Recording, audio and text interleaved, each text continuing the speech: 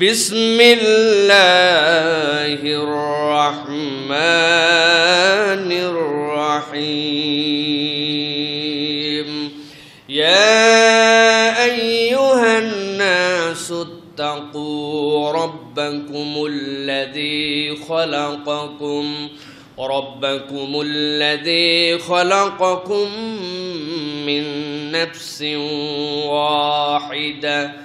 من نفس واحدة وخلق منها زوجها وبث منهما رجالا كثيرا ونساء واتقوا الله الذي تساءلون به والأرحام إن الله كان عليكم رقيبا وقال الله سبحانه وتعالى آمرا ومخبرا إن الله وملائكته يصلون على النبي يا أيها الذين آمنوا صلوا عليه وسلموا تسليما اللهم صل على محمد وعلى آل محمد كما صليت على إبراهيم وعلى آل إبراهيم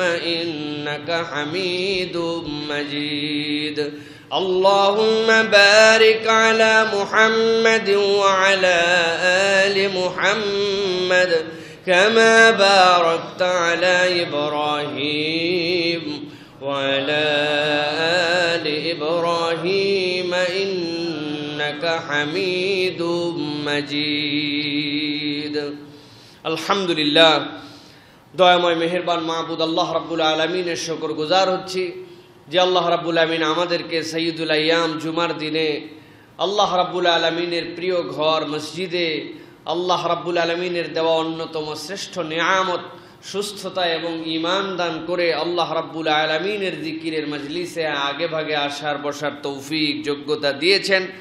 সেই রব্বুল আলামিনের কাছে তাঁরই শেখানো বাক্যে আনন্দ চিত্তে বুলন্দ আওয়াজে আল্লাহ রাব্বুল আলামিনের খুশির নিমিত্তে সকলে পড়ছি আলহামদুলিল্লাহ। দরুদ এবং সালাম বর্ষিত হোক আকায়ে নামদার তাজেদারে মদিনা আপনার আমার প্রিয় রাসূল জনাবে মুহাম্মদুর রাসূলুল্লাহ সাল্লাল্লাহু আলাইহি সাল্লামের প্রতি। সম্মানিত হাজিরিন, আজকে আমাদের এই সংক্ষিপ্ত অধিবেশনে আমরা একটি খুবই গুরুত্বপূর্ণ বিষয়ের উপরে কথা শুনব ইনশাআল্লাহ। যদিও বিষয়টি দীর্ঘ, কিন্তু আমরা সাধ্যের মধ্যে সংক্ষিপ্ত সময়ে বিষয়গুলি কথা বলার চেষ্টা করব। সেটি হচ্ছে নারীদের ইসলামের অধিকার সমূহ। প্রিয় ভাইয়েরা, আমরা সকলেই কম বেশি জানি যে বর্তমান বিশ্বে নারীদেরকে কি হিসাবে ব্যবহার করা হচ্ছে। নারীদের বেহায়াপনা, উলাল্লাপনা, বিভিন্ন ধরনের বিষয় নিয়ে যখন ইসলামিক দৃষ্টিভঙ্গি থেকে কথা বলা হয়, তখন প্রকারান্তরে ইসলামকেই নারী স্বাধীনতার বিপক্ষে, নারীদের বিকাশের বিপক্ষে ইসলামকে নানাভাবে এবং তার যারা বক্তা তাদেরকে সেভাবে মূল্যায়ন করা হয়। কিন্তু আমরা যারা কম বেশি জানি তারা তো জানি, কিন্তু আদৌ নারীদের পূর্বে কি সম্মান ছিল আর ইসলাম পরবর্তী তাদেরকে কিভাবে সম্মানিত করা হয়েছে, এ বিষয়ে আমাদের অনেক কথা বলা দরকার। আজকে আমরা আমাদের সংক্ষিপ্ত সময়ে এ বিষয়ের উপরে কথা বলার চেষ্টা করব যে ইসলাম নারীদেরকে মূলত কি ধরনের সম্মান দিয়েছে। আর ইসলাম পূর্ববর্তী যুগই কেবল নয়, ইসলাম পরবর্তী 1200-1300 বছর পর্যন্ত, বিগত 100 শতাব্দীর আগ পর্যন্ত নারীদেরকে কি হিসাবে বিভিন্ন ধর্মে মূল্যায়ন করা হতো, এ বিষয়ে আমরা সংক্ষিপ্ত কিছু কথা বলার চেষ্টা করব। প্রিয় ভাইয়েরা, বিশ্বের ইতিহাসে যদি আমরা তাকাই তাহলে আমরা দেখতে পারবো যে যারা আজকে নারীর স্বাধীনতা নিয়ে কথা বলে, নারীদের অধিকার নিয়ে কথা বলে, রাসূলুল্লাহ সাল্লাল্লাহু আলাইহি ওয়াসাল্লামের আগমনের পূর্বে নারী স্বাধীনতা এবং নারী অধিকারের কোনো ধারণাই ছিল না পৃথিবীর কাছে। আমরা আরো যদি লক্ষ্য করি তাহলে দেখব সভ্যতার দাবিদার যে ইহুদি খ্রিস্টানরা, তারা আজকে সভ্যতার জয়গান গায়, নিজেদের পরিচয়ও দেয় নানানভাবে তারা, কিন্তু আমরা দেখব যে তারা এত বেশি সভ্যতা শিখাচ্ছে, তাদের নিজেদের এত অসভ্য ছিল যে মৌলিকভাবে একজন নারীকে পিতা মাতা স্বামী অথবা কোনোভাবে, যেটা আমাদের সম্পত্তি, এই সম্পত্তির অধিকারও ইহুদি নাসারাদের ধর্মে ছিল না। প্রিয় ভাইয়েরা, মাত্র 100 বছর আগেও নিয়ম ছিল নারী যদি কিছু সম্পদ থেকেও থাকে, তাহলে সে যদি খ্রিস্টান হয় বা ইহুদি হয়, তাহলে যেই না বিবাহ হবে তার আর সম্পদ বলে কিছু থাকবে না, সবগুলি তার স্বামীর কাছে সমর্পণ করে দিতে হবে। যারা আমাদের কাছে এখন নারী স্বাধীনতা শেখাচ্ছে, সেই আমাদের পছন্দের দেশসমূহের মধ্যে, ইউরোপিয়ান কান্ট্রির মধ্যে, আমরা আমেরিকান কান্ট্রির মধ্যে যদি দেখি, এখন বিশ্ব মডেল, বিশ্ব বিবেক যারা, তাদের মাঝে যুক্তরাষ্ট্র, যুক্তরাজ্য, এই যুক্তরাষ্ট্রের মধ্যে 1848 খ্রিস্টাব্দে প্রথম নিউ ইয়র্ক স্টেটে the married women's property act pass হয়। 1848 সালের আগ পর্যন্ত তাদের সভ্যতাই এমন ছিল যে কোনো নারীকে তার সম্পদ তো দেওয়াই যাবে না। ফার্স্ট তারা আইন করে, তাদের ধর্মাচারের বাহিরে নিজেরা আইন করে তারা প্রথম নিয়ম করে যে না, নারীও একটা আলাদা সত্তা, সুতরাং তার জন্য কিছু সম্পদ দেওয়া যেতে পারে। এই হচ্ছে সংক্ষিপ্ত তাদের হিস্ট্রি। প্রিয় ভাইয়েরা, আমরা এরপরে ইনশাল্লাহ ধারাবাহিকভাবে ইসলাম যে নারীদেরকে মৌলিক 4টা পয়েন্টে অধিকার দিয়েছে এবং প্রত্যেকটা ডিটেলস সংক্ষিপ্ত কোরআন হাদিসের আলোকে আমরা বোঝার চেষ্টা করব। প্রিয় ভাইয়েরা, এই যে 4টি কথা বললাম, এর বিপরীতে আল্লাহ রাব্বুল আমিন নারীদের অধিকারের জন্য ইসলামে এত সুমহান কতগুলো বিধিবিধানের কথা মৌলিকভাবে উল্লেখ করেছেন, যেটার দ্বারা বোঝা যায় যে ইসলামহীন হলে নারী অধিকারহীন হয়ে যাবে, ইসলামে থাকলে নারী তার প্রাপ্য অধিকার বুঝে পাবে। ঠিক কিনা? আল্লাহ রাব্বুল আলামিন সূরা নিসা অবতীর্ণ করলেন নারীদের নামে। কোরআনুল কারীমের মধ্যে সূরা মারিয়াম আছে নারীদের নামে। আল্লাহ রাব্বুল আমিন যতগুলা বিধিবিধান দিয়েছেন ইসলামে একটা দেশ পরিচালনার জন্য, একটা সমাজ পরিচালনার জন্য, একটা দেশের অবকাঠামোগত উন্নয়নে নারী পুরুষের বিধিবিধান দেওয়ার জন্য পবিত্র কোরআনুল কারীমের পূর্ণতা দানকারী অন্যতম সূরা হচ্ছে সূরাতুন নিসা। আল্লাহ রাব্বুল আমিন বলছেন, ইয়া আইয়ুহান নাসুত্তাকু রাব্বাকুম আল্লাযী খালাকাকুম মিন নাফসিন ওয়াহিদাতিন ওয়া খালাকা মিনহা যাওজাহা। আল্লাহ রাব্বুল আমিন বলছেন, ও দুনিয়ার মানুষ, তুমি কি ভাবো, তুমি কোন ধরনের অন্তর নিয়ে চলো? আসো তো কোরআনের কাছে, কোরআন তোমাকে কি বলছে? আল্লাহ বলছেন, হে মানব সকল, তোমরা তোমাদের রবকে ভয় করো।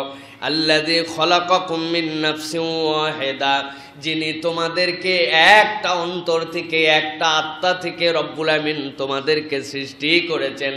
মৌলিক হিসাবে তোমরা সবাই হচ্ছ সেই আদমের সন্তান। আল্লাহ বলছেন, ওয়া খালাকা মিনহা যাওজাহা ওয়া বাসসা মিনহুমা রিজালান কাসীরান ওয়া নিসা। ও দুনিয়ার মানুষ, রব্বুল আমিনের পরে সেই আত্মা থেকে নিজের ইচ্ছায় হাজারে হাজার অজস্র ধারায় আল্লাহ পুরুষ এবং নারী সৃষ্টি করেছেন। সুতরাং দুনিয়ার মানুষ কখনো এরকম ধারণা করো না নারী আলাদা এক ধরনের সৃষ্টি, পুরুষ আলাদা এক ধরনের সৃষ্টি। পুরুষকে আল্লাহ রাব্বুল আমিন এইভাবে আলাদা সৃষ্টি করেছেন, নারীকে এইভাবে সৃষ্টি করেছেন না। আল্লাহ বলছেন, মৌলিকভাবে তোমরা এক জায়গা থেকে এসেছো, তোমাদেরকে রব্বুল আলামিন সেখান থেকেই নারী পুরুষের ধারায় বিভক্ত করেছেন। সুবহানাল্লাহ। আয়াতে কারিমা খুবই পরিচিত, কিন্তু এর মধ্যে আল্লাহ রাব্বুল আমিন সাম্যের বিধান দিয়েছেন। এর মধ্যে আল্লাহ রাব্বুল আলামিন ন্যায্যতার কথা বলেছেন। দুনিয়া আজকে পাগল হয়ে গেছে সমান অধিকারের নামে। সমান অধিকার দিতে হবে, আরে সমান অধিকারের জয়গান তো তারাই গাবে যাদের কাছে কোনো অধিকারই ছিল না। 100-150 বছর আগে নারীর অধিকার বুঝেছে, বুঝার পরে এখন মাথাটা এমন নষ্ট হয়ে গেছে, আগে তো কিছুই পাই নাই, এই জন্য এখন সমান বানানো নিয়ে অস্থির। ঠিক কিনা?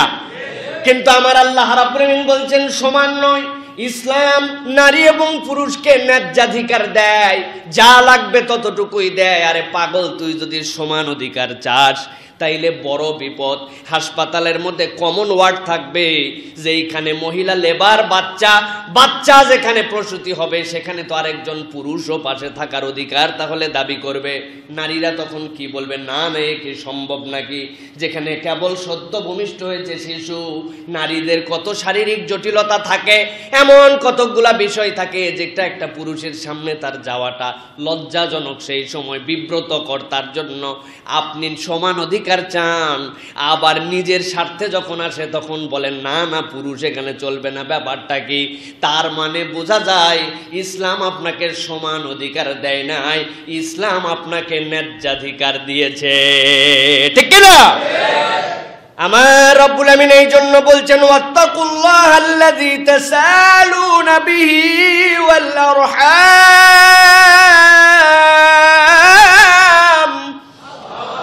ও দুনিয়ার মানুষ, ভয় যদি করতে হয় যিনি তোমাদেরকে সৃষ্টি করেছেন, যিনি পুরুষ বানিয়েছেন, নারী বানিয়েছেন, আর যত কিছুই পৃথিবীতে রব্বুল আমিন সৃষ্টি করেছেন, মানুষকে করেছেন অনন্য। আল্লাহ রাব্বুল আমিন কোথাও বলেন নাই যে আল্লাহ রাব্বুল আলামিন এই মানুষ ছাড়া কোনো কিছুকে নিয়ে যাতে সৃষ্টি করেছেন। অথচ আল্লাহ রাব্বুল আমিন রাসূলকে বলেছেন, জানিয়ে দেন খলাকাল্লাহু আদামা বিয়াদিহি। আল্লাহ এই মানুষকে এত মহব্বত করেন, এত মহব্বত করেন। আল্লাহ এই মানুষের আদি যেখান থেকে মানুষ শুরু হলো, সেই আদমকে আল্লাহ জান্নাতের ভিতরে নিজের কুদরতি হাতে তৈরি করেছেন। আল্লাহ রাব্বুল আমিনের হাত কেমন আমরা জানি না, কিন্তু আল্লাহ রাব্বুল আমিনের সিফাতে আপনাকে ঈমান রাখতে হবে। ওই হাতের হাইসিয়ত দুনিয়ার কোনো মানুষ কোনো প্রাণীর সাথে মিলবে না, কিন্তু আল্লাহ যেহেতু বলছেন তার একটা হাত আছে, সেটা তার মতো। আল্লাহ সেই হাত দ্বারা আদমকে সৃষ্টি করেছেন প্রকারান্তরে। সে আদম থেকে আপনি আমি সৃষ্টি হয়েছি। তাহলে আপনার আমার এই সৃষ্টিশীলতায় আমার রব আল্লাহর হাত দেওয়া আছে। সুবহানাল্লাহ।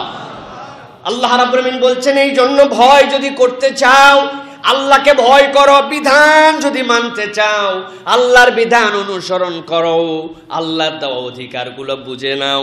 যদি আল্লাহর দেওয়া অধিকার বুঝে নিতে পারো, পৃথিবীর বুকে আর মনে হবে না এই বৈষম্য কেন, এই বিভেদ কেন। তখন মনে হবে আমার আল্লাহ যা উপযুক্ত তাই দিয়ে আল্লাহ নারী পুরুষকে সৃষ্টি করেছেন। প্রিয় ভাইয়েরা, এই জন্য প্রথম বেসিক কথা হচ্ছে আল্লাহ রাব্বুল আমিনের পক্ষ থেকে এইটা যে নারী পুরুষ যেটাই ওই একজনের মাধ্যমে এসেছে, আল্লাহ রাব্বুল আলামিনের সৃষ্টির মাধ্যমে। প্রিয় ভাইয়েরা, সুতরাং আমরা যদি কোরআন সুন্নাহকে ফলো করি তাহলে আমরা দেখব নারী এবং পুরুষকে আল্লাহ রাব্বুল আমিন কিছু মৌলিক পার্থক্য দিয়েই সৃষ্টি করেছেন।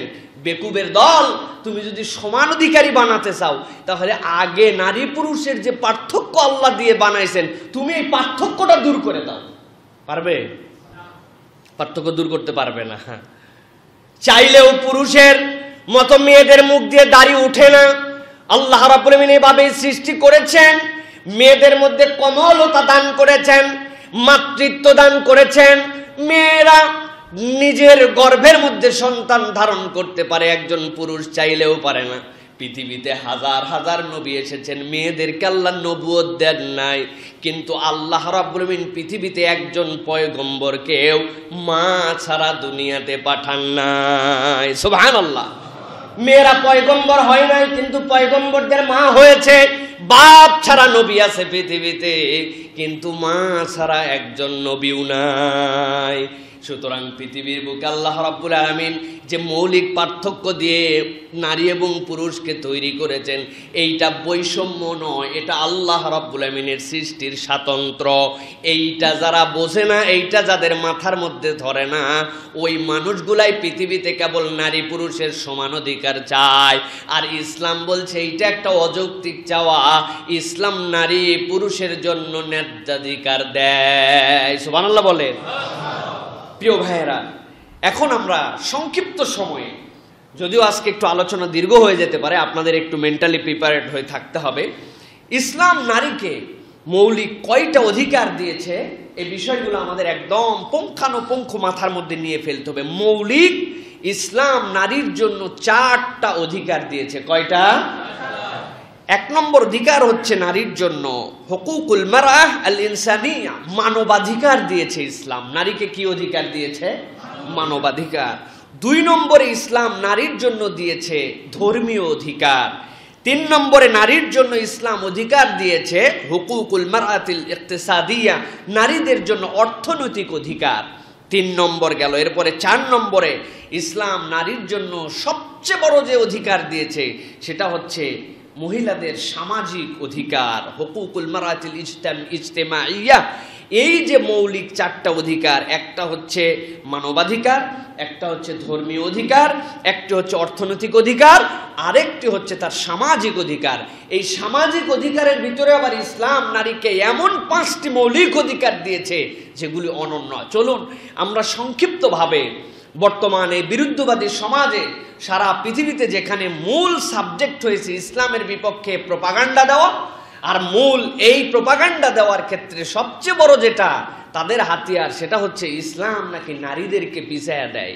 আসেন আমরা একটু দেখার চেষ্টা করি যে ইসলাম নারীদেরকে পিছিয়ে দিয়েছে নাকি ইসলাম নারীদেরকে কত দূর পর্যন্ত এগিয়ে দিয়েছে। প্রিয় ভাইরা, আমাদের সমাজে একটা আক্ষেপ আছে মেয়েদের, এখন কেন যে আমি পুরুষ হলাম না, নারী হওয়া জন্মটাই যেন আমার জন্য পাপ, এই ধরনের কথা অনেকে বলে না প্রিয় ভাইরা। কিন্তু ইসলামে নারীর যে অধিকার এইটা পড়ার পরে অনেকেই এই কথা বলার কথা পুরুষদের যে কেন আমি মহিলা হলাম না, কেন আমি মেয়ে হলাম না, এইটা একজন পুরুষের কামনা হওয়ার কথা। কিন্তু আমাদের সমাজ ইসলামের ওয়েল প্র্যাকটিস, গুড প্র্যাকটিসও যেরকম নাই, ইসলামের এই দৃষ্টিভঙ্গিও মানুষের কাছে উপস্থাপন করা হয় নাই। অথচ আল্লাহ রাব্বুল আলামিন বলছেন, খবরদার, যাকে পুরুষ করা হয়েছে তুমি তাতেই সন্তুষ্ট থাকো, যাকে নারী করা হয়েছে তুমি তাতেই সন্তুষ্ট থাকো। আমার আল্লাহ রাব্বুল আলামিন সূরা নিসার 32 নম্বর আয়াতের মধ্যে বলছেন, ওয়ালা তাতামান্নাউ মা ফাদ্দালাল্লাহু বিহি বা'দাকুম আলা বা'দিন লিররিজালি নাসিবুম মিম্মা ইকতাসাবু ওয়ালিন্নিসাই নাসিবুম মিম্মা ইকতাসাবনা। আল্লাহ বলছেন, তোমরা একজনের আরেকজনের মর্যাদা নিয়ে তোমরা নিজেদের মধ্যে প্রতিযোগিতা করো না, অথবা একজনকে কেন এই মর্যাদা দেওয়া হলো, কেন পুরুষ করা হলো, কেন নারী করা হলো, এরকম কথা তোমরা বলো না, আকাঙ্ক্ষাও করো না। আল্লাহ বলছেন, জেনে রাখো পৃথিবীর বুকে পুরুষ যা কামাই করবে, পুরুষ যা রোজগার করবে, পুরুষ যা পরকালের জন্য পাঠাবে এটা সে পাবে, আর নারী যেটা কামাই করে যাবে এটার দ্বারা মর্যাদা অমর্যাদা ওই পরকালে যাওয়ার পরে নারীটাও বুঝে পাবে। সুবহানাল্লাহ বলেন। বোঝেন নাই অনেকে আপনারা। হযরতে মুসা আলাইহিস সালামের সময়ে ফেরাউনের কাছে মুসা আলাইহিস সালাম যখন গেছেন, ফেরাউনকে হাজার বুঝানোর পরেও ফেরাউনকে দাওয়াত কবুল করছিল। কিন্তু ফেরাউনের ঘরে একজন ঈমানদার ছিলেন, তার নাম কি?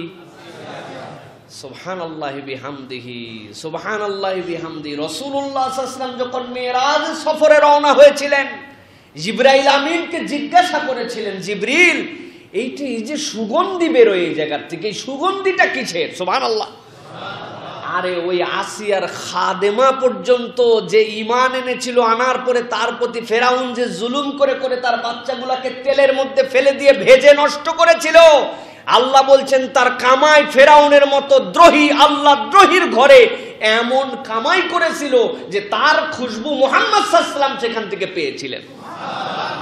আল্লাহ এই জন্য বলছেন, খবরদার, একজন আরেকজনকে বলো না কেন নারী হলাম না, কেন পুরুষ হলাম না, পুরুষ হলে এই করতে পারতাম না। আল্লাহ তোমার জন্য যে সম্মান দিয়েছেন, আল্লাহ তোমাকে যা ভালো মনে করেছেন সেই যোগ্যতা দিয়েই পৃথিবীতে তোমাকে পাঠিয়েছেন। তোমার কর্মফল অনুযায়ী আল্লাহর কাছে তুমি তোমার রিওয়ার্ড পেয়ে যাবে। সুবহানাল্লাহ। সুতরাং আমাদের এই যে মৌলিক অবচেতন মনেও আমরা অনেক সময় বলে ফেলি, এটা কঠিন একটা খারাপ কথা আমাদের জন্য। মা বোনদেরকে বুঝতে হবে, আল্লাহ রাব্বুল আমিন আপনাকে অসম্মানিত করে সৃষ্টি করেন নাই, আল্লাহ রাব্বুল আমিন আপনাকে আলাদা সম্মান দিয়েছেন। আল্লাহ বলছেন, ওয়াসআলুল্লাহা মিন ফাদলিহি ইন্নাল্লাহা কানা বিকুল্লি শাইইন আলিমা। তুলনা করে তোমরা আল্লাহর কাছে একজন আরেকজনের ফজিলত চেও না, বরং আল্লাহর কাছে তুমি নিজেই চাও যে আল্লাহ তুমি আমাকে যা বানিয়েছো তাতে আমি খুশি, তোমার কাছে আমার মর্যাদা যেন বৃদ্ধি হয়, এরকম জীবন গঠন করার, এরকম আমল করার, এরকম চলার তৌফিক দাও। আল্লাহ বলছেন এই কামনা করো, তবে উমুকের মতো তুমুকের মতো আমি হলাম না কেন, এই রকম কামনা আল্লাহ রাব্বুল আমিন করতে নিষেধ করেছেন। প্রকারান্তরে এর দ্বারা আল্লাহ রাব্বুল আমিন কোনো নারী যেন হীনমন্যতায় না ভোগে, তার সমাজ তাকে হীনমন্য করে না তোলে, আল্লাহ নারীদেরকে আল্লাহ রাব্বুল আমিন সান্ত্বনা এবং ঘোষণা দিয়ে আয়াতে কারিমা অবতীর্ণ করেছেন। প্রিয় ভাইয়েরা, তাহলে আমরা নারীর প্রথম অধিকার যেটা, সেটা হচ্ছে মানবিক অধিকার। এই মানবিক অধিকারের বিষয়ে আমরা 3টি কোরআনের আয়াতে কারিমা আমরা একটু শোনার চেষ্টা করি। মানুষ হিসাবে সবাই সমান। নারীর মানবাধিকারের প্রথম বিষয় হচ্ছে মানুষ হিসাবে পৃথিবীতে সবাই সমান। আল্লাহ রাব্বুল আমিন বলছেন ইয়া আইয়ুহান নাস ইন্না খলাকনাকুম মিন যাকারিন ওয়া উনসা ওয়া জাআলনাকুম শুউবান ওয়া ক্বাবাইলা লিতাআরাফু ইন্না আকরামাকুম ইনদাল্লাহি আতকাকুম। আমার আল্লাহ রাব্বুল আমিন বলছেন অধিকার বুঝতে হলে প্রথমে বুঝতে হবে ইন্না খলাকনাকুম মিন যাকারিন ওয়া উনসা, আমি আল্লাহ রাব্বুল আমিন তোমাদের পুরুষ সৃষ্টি করেছি, তোমাদের নারী সৃষ্টি করেছি। ওয়াজআলনাকুম শুউবান ওয়া ক্বাবাইলা লিতাআরাফু, আর এই যে তোমাদের অঞ্চলে অঞ্চলে বিভক্ত করেছি, কেউ বা আফ্রিকান, কেউ বা সোমালিয়ান, কেউ বা বাঙালি, কেউ বা কুরাইশি, কেউ বা তরফদার, কেউ বা প্রামাণিক। আল্লাহ রাব্বুল আমিন যে গোত্রে গোত্রে ভাগ করলেন, অঞ্চলে অঞ্চলে ভাগ করলেন, আল্লাহ বলছেন এইটার কারণ হচ্ছে লিতাআরাফু, তোমরা পরস্পরকে যেন চিনে রাখতে পারো, এই জন্য আল্লাহ এটা করেছেন, এর বাইরে কোনো ইচ্ছা নাই। আল্লাহ বলছেন তবে জেনে রাখো, লোকটা সে মক্কার মধ্যে আছে, কুরাইশ বংশে আছে, আরেকজন লোক বাংলাদেশের কোন গ্রামের চিপার মধ্যে পড়ে আছে, তার নামও জানে না, তার বংশ পরিচয়ও জানে না। এই দুইজনের মধ্যে আল্লাহর কাছে কে দামি? মক্কায় থাকো কুরাইশ বংশ বলে তোমার দাম আল্লাহর কাছে এক্সট্রা হতে পারে না। আল্লাহর কাছে তোমার দাম ইন্না আকরামাকুম ইনদাল্লাহি আতকাকুম, আল্লাহকে ভয় করে মুত্তাকি যে, আল্লাহ বলছেন ওই ব্যক্তিটার মর্যাদাই আল্লাহর কাছে বেশি। সুবহানাল্লাহ। আল্লাহ রাব্বুল আমিন বলছেন এরপরে ইন্নাল্লাহা আলিমুন খাবীর, আল্লাহ রাব্বুল আমিন কে মুত্তাকি আর কে মুত্তাকি নয়, কে লোক দেখায় আর কে অন্তর থেকে আল্লাহর জন্য কাজ করে, রব্বুল আলামিন এ বিষয়ে সম্যক জ্ঞাত। তাহলে এই পয়েন্টের আলোকে আমরা প্রথমে কি বুঝলাম? নারীর অধিকারের ক্ষেত্রে মানুষ হিসাবে সে যদি আল্লাহর অধিক মুত্তাকি বান্দি হতে পারে, একজন পুরুষের থেকেও তার দাম আল্লাহর কাছে বেশি হতে পারে, ঠিক কিনা? এই জন্য প্রিয় ভাইয়েরা, নারীর মানবিক অধিকারের মধ্যে মানুষ হিসাবে সবাইকে আল্লাহ রাব্বুল আমিন সেম স্ট্যাটাস দিয়েছেন। এরপরে আমরা যদি দেখি নারী এবং পুরুষ উভয়ের জীবনের দাম এবং রক্ত মূল্য ইসলামের সমান। ধরেন কোনো একটা নারীকে কেউ হত্যা করে ফেলেছে, এখন কিসাসের যে বিধান হবে সেই জায়গাতে নারী বলে আলাদা কোনো তাকে অবমূল্যায়ন করা, তার রক্ত মূল্য কম, ইসলামে এরকম নাই। বরং নারী পুরুষ উভয়ের রক্তকে আল্লাহ রাব্বুল আমিন বলেছেন এটাকে হারাম করা হলো, এটাকে সম্মানিত করা হলো। কেউ যদি একজন নারীকে হত্যা করে অথবা একজন পুরুষকে হত্যা করে, বিচার, আইন, আদালত, রক্ত মূল্য, দিয়াত সবগুলো ইসলামের সমান। এই অধিকারটুকু ইসলাম নারীকে দিয়েছে। প্রিয় ভাইয়েরা, আল্লাহ রাব্বুল আমিন এরপরে বলছেন নারীর আরেকটি অধিকার হচ্ছে মানবাধিকারের মধ্যে হুন্না লিবাসুল লাকুম ওয়া আনতুম লিবাসুল লাহুন্না, তোমরা পুরুষ এবং নারী তোমরা হচ্ছে অঙ্গাঙ্গিভাবে অবিচ্ছেদ্য অঙ্গ হিসাবে জড়িত। সুতরাং তোমার একটা অঙ্গের যেরকম দাম আছে তোমার কাছে, সেরকম নারী পুরুষ দুইজন যখন একজন আরেকজনের পরিচ্ছদ হয়ে থাকবে, এখানে অবমূল্যায়ন করা অথবা দামহীন হিসাবে উমুকের দাম বেশি তুমুকের দাম কম এরকম ভাবার কোনো কারণ নাই। ইসলাম এ অধিকারটুকু নারীকে দিয়েছে। এরপরে আল্লাহ রাব্বুল আলামিন মৌলিক যে কথাটি বলেছেন, যেটি সূরা তাকবীরের ভিতরে এসেছে, আল্লাহ কিয়ামতের দিনে একদল লোককে দাঁড় করাবেন, করানোর পর আল্লাহ রাব্বুল আমিন জিজ্ঞাসা করাবেন ওয়াইদাল মাউউদাতু সুইলাত বিআইয়ি যামবিন কুতিলাত, এই বেটারা কোথায় যাচ্ছ? আগে সব বিচারের আগে এই জায়গায় দাঁড়াও। দাঁড়ানোর পরে ওই যে ছোটবেলায় যেইগুলারে তোমরা নারী হয়েছে, কন্যা, শিশু হয়েছে জন্য তোমরা হত্যা করেছিলে, ওদের মুখ খোলাবেন। খোলানোর পরে ওরা ওদের বাপরে, ওদের সমাজরে, ওদেরকে যারা হত্যা করেছিল তাদেরকে জিজ্ঞাসা করবে, বলো কোন অপরাধে আমাদেরকে হত্যা করা হয়েছিল। প্রিয় ভাইয়েরা, খুব নারীর অধিকারের কথা আমরা বলি, কিন্তু আজকে আমাদের ভারতীয় উপমহাদেশ সহ 1 নম্বরে আছে আমাদের ভারত। আশপাশের দেশ আরো অনেক এগিয়ে গেছে এটাতে। নারীদের ভ্রূণ হত্যার দিক দিয়ে ভারত হচ্ছে এখন চ্যাম্পিয়ন। এখন আর মানুষ হত্যা করতে হয় না, বের করে নিয়ে তাকে প্রস্তর নিক্ষেপ করে হত্যা করে ফেলতে হয় না। ভ্রূণ পরীক্ষা করার পরে ভ্রূণের বয়স যখন 40 দিন 80 দিন যখন লিঙ্গ নির্ণয় করা যায়, ওই সময়ে নারীগুলাকে হত্যা করে ফেলা হয়। আপনি কি মনে করেছেন যে আল্লাহ রাব্বুল আলামিন এই ছোট্ট একটু কথা বলে ওই খালি আরবের কাফের মুশরিকদেরকে ধরবেন, আর কাউরে ধরবেন না? বরং আল্লাহ রাব্বুল আলামিন এই আয়াতে কারিমার দ্বারা যারা আল্লাহর দেওয়া নিয়ামত পেটের মধ্যেও হত্যা করে এই যে গর্ভপাত ঘটায় ফেলতেছে, আল্লাহ তাদেরকেও হায়াত দিয়ে তাদের মধ্যে জিজ্ঞাসা করবেন, বলো কোন অপরাধে আমাদেরকে হত্যা করা হয়েছিল? পৃথিবীর কোন ধর্ম আপনাকে এত কঠোরভাবে বলে নাই যে পরকালে আল্লাহর সামনে হিসাবে দাঁড়ায়া নারী হত্যার বিচার আপনাকে আগে দিতে হবে। ইসলাম নারীর অধিকার দিয়েছে, এই সন্তান দেনেওয়ালা আল্লাহ, এর দেওয়ার মালিক আল্লাহ। তোমার কোনো ক্ষমতা নাই এই সন্তানকে হত্যা করবে, ঠিক কিনা? এই অধিকারের কথা কোথায়? এই অধিকারের কথা কেউ বলে না। এটা কোনো সাবজেক্টই নেই, এটা আমার ব্যক্তিগত অধিকার। আমি ইচ্ছা করলে হত্যা করতে পারি, ইচ্ছা করলে রাখতে পারি। আল্লাহ বলছেন এত সোজা না।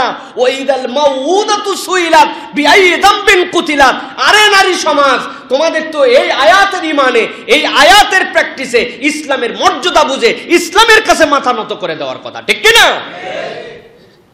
তুমি বড় হওয়া তো অনেক দূরের কথা। বড় হয়ে তুমি কি হবে না হবে অনেক দূরের, তুমি ছোটতেই থাকতে না।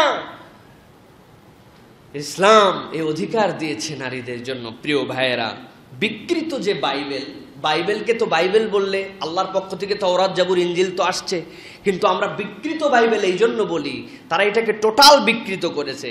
তাদের ধারণা কি, ইসলাম যখন নারীকে মানবাধিকার দেয় তখন বাইবেল বলতেছে নতুন নিয়মের তিথমিয়র, এটা হচ্ছে 2 নম্বর অধ্যায়ের 12 এবং 14 নম্বর পরিচ্ছেদের মধ্যে, সেখানে বলা হচ্ছে যে গড যখন সৃষ্টি করলেন আদম এবং হাওয়াকে, ঈভ বলে তারা, এই যে সৃষ্টি করার পরে প্রথম হাওয়া আলাইহিসসালাম তিনি হচ্ছে প্রথম এই গন্ধম ফল যেটা নিষেধ করা ছিল এটা তিনি প্রথম খাইলেন।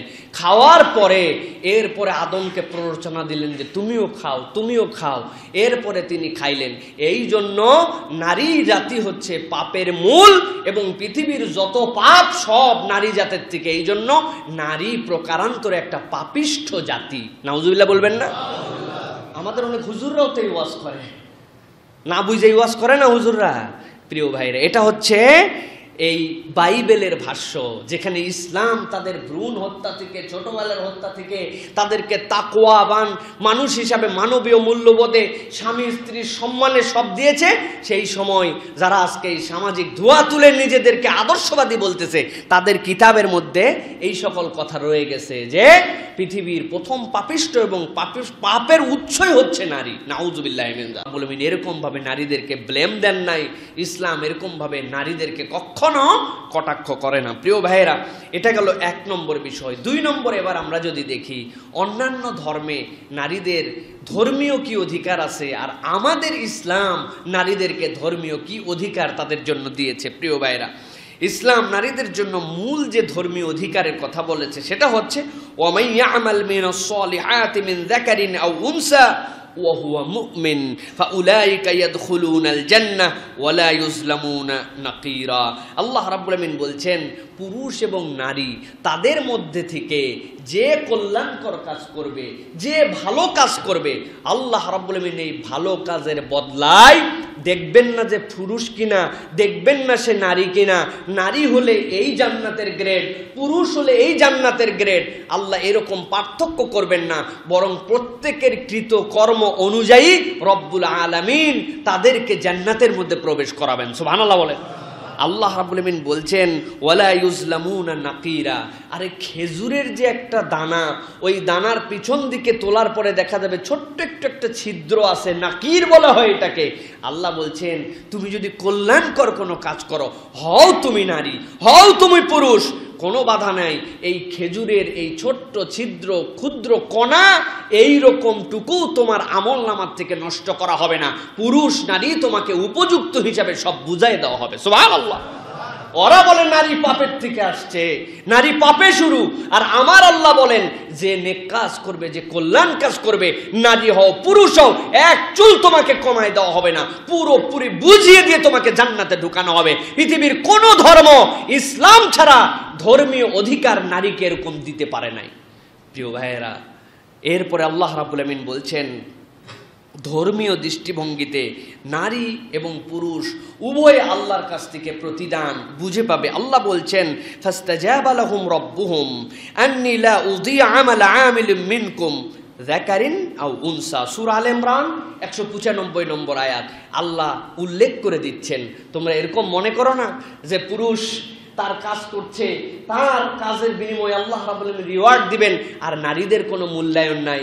আরবের মানুষের কাছে, অন্যান্য জাতিগোষ্ঠীর কাছে তারা এরকম ভাবেই মূল্যায়ন করত, ধর্মীয় কোনো কাজের মধ্যে তাদের কোনো পাত্তাই নাই এবং মনে করতো না এক্ষেত্রে অধিকার আছে। আল্লাহ রাব্বুল আলামিন স্পেসিফাই করেছেন।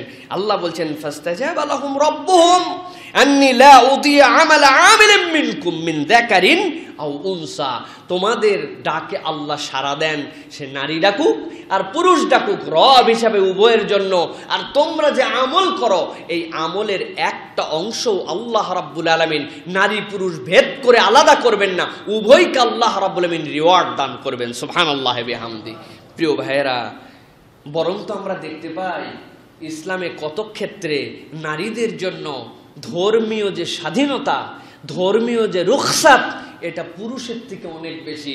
পুরুষের জন্য নামাজ পড়া, এই যে যেইগুলো আমাদের জন্য পাঞ্জেগানা, এটা কি ফরজ না সুন্নত? 5 ওয়াক্ত যে আমরা নামাজ পড়ি, ফজরের 2 রাকাত, জোহর 4, আসর 4, মাগরিব 3, এশা 4, এটা কি নফল না ফরজ? নারীদের জন্য নফল না ফরজ? কিন্তু এই ফরজ নামাজগুলা কোনো অজুহাত ছাড়া মসজিদের মধ্যে এসে আদায় করা, এটা পুরুষদের জন্য নফল না ওয়াজিব? জানেন তো? তাহলে মাশাআল্লাহ সবাই মোটামুটি মানের মুফতি আমরা এখন, আলহামদুলিল্লাহ। তাহলে পুরুষদের জন্য এটা ওয়াজিব, কিন্তু এই ফরজ নামাজি নারীদের জন্য মসজিদে এসে আদায় করা ওয়াজিব না নফল? নফল। ভালো করে বুঝেন, দুইজনেরই ফরজ, দুইজনের জন্য আল্লাহর বিধান। একজনের জন্য মসজিদে আসা আল্লাহ রাব্বুল আলামিন ওয়াজিব করেছেন, আরেকজনের জন্য মসজিদ নয় বরং ঘরকে উত্তম বলেছেন। আল্লাহ রাব্বুল আলামিন এই রুখসাত নারীদেরকে দিয়েছেন। নারী বোঝার চেষ্টা করে না আল্লাহ রাব্বুল আলামিন তার জন্য কি সম্মান দিয়েছেন। প্রিয় ভাইয়েরা, কারণ কি? কারণ হচ্ছে তার অনেকগুলো দায়িত্ব আছে এক্সট্রা। মাতৃত্বের দায়িত্ব, দুগ্ধপানের দায়িত্ব, পর্দাশীলতা রক্ষা করে চলা। কমল মানুষ তারা, নানান ক্ষেত্রে সবসময় এরকম যদি আল্লাহ বাধ্য করে দিতেন তাদের দ্বারা এটা সম্ভব হতো না। এই জন্য আল্লাহ রাব্বুল আলামিন তাদের জন্য এই রুখসাত দান করেছেন। তবে রাসূলুল্লাহ সাল্লাল্লাহু আলাইহি সাল্লাম বলেছেন, সহিহ বুখারীর হাদিসের মধ্যে আছে, রুখসাত আল্লাহ দিয়েছেন, কিন্তু তারপরেও যদি কোনো মেয়ে মন করে যে আমি একটু মসজিদে মেয়েদের নামাজের ব্যবস্থা আছে, সেখানে একটু নামাজে যে পড়বো মাঝে মাঝে 2-1 ওয়াক্ত, সেই ক্ষেত্রে পুরুষ বাবাজি যদি গরম ঝাড়ে, খবরদার, যাইতে পারবি না। আল্লাহ রাসূল সাল্লাল্লাহু আলাইহি ওয়াসাল্লাম ভেঙে চুরে বলে দিয়েছেন। আল্লাহ কি বলছেন আল্লাহ রাসূলকে দিয়ে?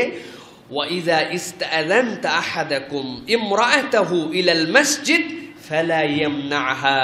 শোনো, তবে যদি তোমাদের কারো স্ত্রীরা, মেয়েরা মসজিদে যে সালাত আদায় করতে চায়, ও স্বামী বাবাজি, ও আব্বাজি, আপনি মাস্তানি করে জানে তারে বললেন না যে খবরদার যেতে পারবি না, বরং যদি এজাজত চায় তাহলে তাকে বাধা দিও না। সুবহানাল্লাহ বলবেন না? আল্লাহ রাসূল সাল্লাল্লাহু আলাইহি ওয়াসাল্লাম এইটুক বলে রেখে দিলে ক্লিয়ার হতো না। রাসূল সাল্লাল্লাহু আলাইহি ওয়াসাল্লাম আরো ভেঙে বলছেন, ওয়ালা তামনাউ ইমা আল্লাহ, আল্লাহর বান্দীদেরকে তোমরা নিষেধ করো না। ইমা আল্লাহ, তোমরা তো বান্দা, ওরা তো আল্লাহর বান্দি। আল্লাহর বান্দীদেরকে তোমরা নিষেধ করো না। আইয়ুসাল্লিনা ফিল মসজিদ, যদি তারা মসজিদে নামাজ পড়তে চায় খবরদার যেন আবার বাধাও দিও না। রাসূলুল্লাহ সাল্লাল্লাহু আলাইহি ওয়াসাল্লাম এরপরে বলছেন ওয়া বুয়ুতুহুন্না খায়রুল লাহুন্না, তবে আমি রাসূল বলে গেলাম তাদের এই সালাতের উৎকৃষ্ট জায়গাটা হচ্ছে তাদের ঘর।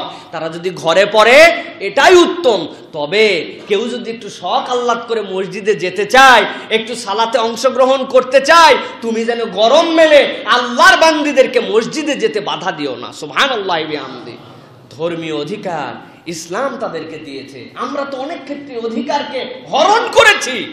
ইসলাম বোঝে না অনেক ইসলামী আমরা কথা বলি, আমাদের ইসলাম পন্থীরা ইসলাম বোঝে না। স্বামী স্ত্রী দুইজন একসাথে বাজারে গেছে, বাজারে গেলে কোনো গুনাহ হয় না, যেহেতু স্বামী মুহররম একসাথে গেছে, যাওয়ার পরে আসরের ওয়াক্ত হয়ে গেছে, বেচারি মহিলা রাস্তার মধ্যে কোনায় দাঁড়ায় আছে উল্টা দিক হয়ে, আর উনি নামাজ পড়তে গেছে, তারপরেও মেয়ের জন্য নাকি মসজিদে নামাজের ব্যবস্থা করা যাবে না। এইটা ইসলাম নয়, এইটা জাহেলিয়াত এবং বিভ্রান্তি। ঠিক কিনা? এটা জাহেলিয়াত, ইসলাম না বোঝায় এটা। আপনি পাঞ্জেগানার ব্যবস্থা করতে পারেন নাই, করতেও বলে নাই, মেয়েদের জন্য ঘরে উত্তম বলেছে, কিন্তু একটা মেয়ে মসজিদে ঢুকে নামাজ পড়তে চাবে। আমি অনেক সময় বিব্রত হয়েছি, বউরে নিয়ে গেছি, এত আমার থেকে বেশি অ্যাক্টিভ। আজান হইছে, নামাজের ওয়াক্ত হয়েছে, কোনো কথাবার্তা নাই, আগে নামাজ। আমার বলছে এখন নামাজ পড়বো। মসজিদের ভিতরে যাওয়ার পরে ঢুকতেছে, মহিলা ঢুকতেছে কেন মসজিদে? আরে সাংঘাতিক কথাবার্তা, মহিলা ঢুকতেছে মানে নামাজ পড়বে? কয় না, আমাদের মসজিদে কোনো মহিলাদের নামাজের জায়গা নাই। বারান, কানবো নাকি বকবো নাকি ঘুষি মারবো, কি চিন্তা করব? মানে বেইজ্জতিতে মাথা নিচু হয়ে গেছে। প্রিয় ভাইয়েরা, আমি তো বলি নাই যে আপনি পাঞ্জেগানা নামাজের ব্যবস্থা করেন, কিন্তু ওই মেয়ে মসজিদের দোতলা আছে, তিনতলা আছে, কোনা আছে, জামাত শেষ হয়ে গেছে, তার ফরজ নামাজটা ফরজ ওয়াক্তের মধ্যে আদায় করে দিবে, এই অধিকার বাংলাদেশে মসজিদে দেওয়া হয় না। এরকম মসজিদ আছে কিনা? আবার বলে ইসলাম বুঝি আমরা। আল্লাহ রাসূল সাল্লাল্লাহু আলাইহি ওয়াসাল্লাম বলছেন এটা মেয়েদের অধিকার। এটা যদি হইতো তাহলে কি হতো জানেন? এই বাজারগুলোর মধ্যে নিয়ম হইতো, আজান হয়ে গেছে, নামাজ পড়তে যেতে হবে সবাইকে, বাজার হাট চলবে না। দোকানদার, অনেক দোকানদার যদি এরকম নিজেদের থেকে তৈরি হতো, 20 জন দোকানদার, আরে ব্যবসা আল্লাহ দিবে, আজান হয়েছে নামাজের ওয়াক্ত, দে বন্ধ করে মসজিদ। মসজিদ বন্ধ করে দিছে, ওই মহিলারাও লজ্জায় বাজারের মধ্যে না দাঁড়ায়া মসজিদে আসার জন্য চিন্তা করতো যারা নামাজ পড়া লাগবে। আর যখন নামাজ পড়ার চিন্তা করতো তখন চিন্তা করতো নামাজ যে ড্রেসে পরা যায় ওই রকম ড্রেস পরে অন্তত বাজারে আসতে হবে। তখন আলটিমেটলি বেপর্দা বেহায়াপনা কমতে শুরু করতো। ঠিক কিনা? প্রিয় ভাইয়েরা, আল্লাহ রাব্বুল আমিন মেয়েদেরকে অধিকার দিয়েছেন, আরো তো অধিকার দিয়েছেন আল্লাহ। আপনার ব্যাপারে না হয় রাসূল সাল্লাল্লাহু আলাইহি ওয়াসাল্লাম বলেছেন তাদের জন্য সালাত যেটা পাঞ্জেগানা, এটা ঘর তাদের জন্য উত্তম। আল্লাহ রাসূল যেহেতু ঘর উত্তম বলেছেন, তাহলে ওই মহিলা ঘরে পড়লেই বেশি ফজিলত পাবে, এটাই সত্য কথা। তবে ওই রাসূলুল্লাহ সাল্লাল্লাহু আলাইহি ওয়াসাল্লাম আবার বলেছেন যে তোমরা ঈদের জামাতে মেয়েদেরকে নিয়ে আসো। ওই সময় ঘর উত্তম বলেন নাই। আমাদের মায়েরা 50, 60, 70 বছর জীবন ঈদের নামাজ কেমনে পড়তে হয় তাও জানে না। সন্তানকে রেডি করায়, আমাদের চোখে সুরমা পরায়, মুখের মধ্যে মিষ্টি তুলে দেয়, কপালের মধ্যে চুমু দেয়, দিয়ে বেচারি বিদায় করে দেয়। হওয়ার তো কথা ছিল রেডি টেডি করে ওই মায়ের হাত ধরে যাওয়া আমাদেরকে ঈদগাহ পর্যন্ত নিয়ে আসবে। ঠিক কিনা? রাসূলুল্লাহ সাল্লাল্লাহু আলাইহি ওয়াসাল্লাম বিধান কি বলছেন? ঈদের নামাজে মেয়েদেরকে নিয়ে আসো। কেন? এর মধ্যে কতগুলো মহিলা বলেন ইয়া রাসূলুল্লাহ, আমরা তো অনেকে হায়েজ থাকে এই সময়, আমাদের অনেকে ঋতুবর্তী হয়, মাসিক হয়, তাও নিয়ে আসো। আরে কারো যদি মাসিক হয়ে যায় তাহলে তার জন্য নামাজ আছে? নামাজ আছে? নামাজ নাই, নামাজ মাফ, নামাজ মওকুফ। ও কয়দিন তার জন্য? আল্লাহ রাসূল বলেন ঈদের নামাজে তাও নিয়ে আসো। কি জন্য? বলেন ওরা আসবে, এক কোনায় বসে থাকবে, আমরা যখন দোয়া করব ওই দোয়াতে তারা শরীক হবে। সুবহানাল্লাহি বিহামদিহি। আর আমাদের যদি এই কথা বলা হয় যে মেয়েদের জন্য ঈদের নামাজের ব্যবস্থা করেন, সাথে সাথে আপনারে যা ইচ্ছা তা বানায় দিবে, দিয়ে আপনারা সমাজতে মোল্লা চিনা হয়ে গেছে, কোন আকীদার লোক বুঝে হালাইছে। ইসলাম বুঝেন, ইসলাম নারীদেরকে অধিকার দিয়েছে। প্রিয় ভাইয়েরা, মাহফিলে যায়, বক্তাদের, বিভিন্ন বক্তাদের পোস্টারে দেখতে পাই মহিলাদের জন্য সুন্দর পর্দার সহিত বসিবার ব্যবস্থা আছে। আহা, ওই মাহফিলে মহিলা চলে যাচ্ছে, রাত 12টা পর্যন্ত ওনার বয়ান শুনে আসতেছে, মহিলারা খবরদার মসজিদে যাবেন না, ঘরই আপনাদের জন্য উত্তম, কিসের বাজারে গেছেন, কিসের দা গেছেন, মসজিদ মহিলাদের জায়গা নয়। ওনার এই ওয়াজ শুনতেছে রাত 12টা পর্যন্ত। চিন্তা করছেন? ওয়াজে যাওয়া জায়েজ, মসজিদে যাওয়া হারাম। আরে ভাই, আমরা তো মসজিদে 5 ওয়াক্তের কথা বলি নাই, কিন্তু কমসে কম বাজার কেন্দ্রিক, অঞ্চল কেন্দ্রিক যে সকল মসজিদ থাকবে সেখানে তো মেয়েদের একটু নামাজের ব্যবস্থা থাকতে পারে। আপনার কমিউনিটির ঈদগাহাতে আপনি মেয়েদের নামাজের ব্যবস্থা তো করতে পারেন। আজকের এই ওয়াজ করতেছে আপনাদের জন্য। আপনারা মহিলা তো সবাই, না? এই ওয়াজ তো মহিলাদের শোনা লাগবে। ভাগ্যিস কিছু চ্যানেল আসে বলে হয়তোবা তাদের কাছে যাবে, তারপরে তারা শুনবে। আপনারা তো এই ওয়াজ মনেও রাখবেন না, এই ওয়াজ তাদের কাছে যেও বলবেন না। এই ওয়াজ তো আপনাদের বিপক্ষে যাচ্ছে। এই ওয়াজ ঘরে যায় বলার কোনো দরকার আছে আপনাদের? প্রিয় ভাইয়েরা, এই রকম হালাকা, এরকম বৈঠকের জন্য মেয়েদের জন্য মসজিদে ইন্তজাম থাকা দরকার।